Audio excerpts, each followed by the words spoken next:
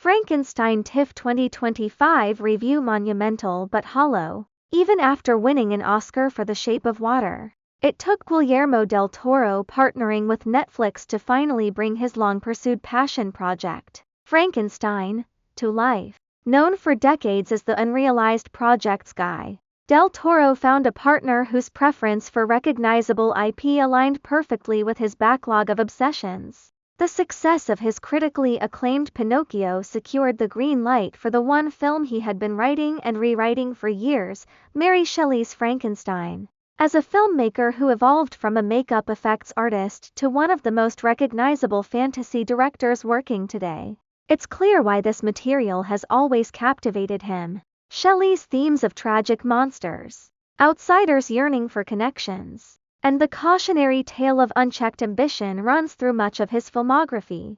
In a way, del Toro has been rehearsing for Frankenstein his entire career. However, this also leaves the impression that he has already said what he needed to say with these themes, leaving only the aesthetic realization. Del Toro, who has been drawing and redrawing the creature since childhood, had a clear vision for how everything should look. The film is indeed as visually impressive as years of preparation promised. Yet, that heavy focus on design comes at the expense of the story's beating heart. The film often feels as if del Toro assumes we will feel the themes as deeply as he does without fully bringing them to life on screen. This makes it especially surprising that his adaptation is, in many respects, the most faithful ever mounted.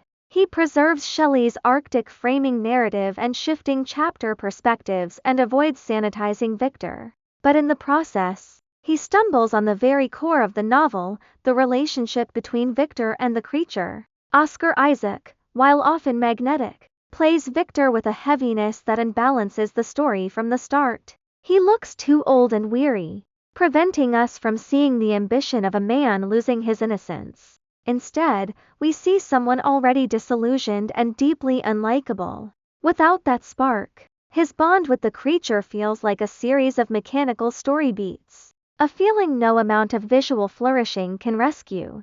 The same void surrounds Mia Goth's Elizabeth, who drifts into the film more out of obligation than narrative weight. Her reactions to Victor's work, and especially to the creature, lacking impact and leaving the drama feeling even thinner. While visually stunning and a faithful adaptation, this version of Frankenstein ultimately feels hollow, missing the emotional core that would have made it truly monumental.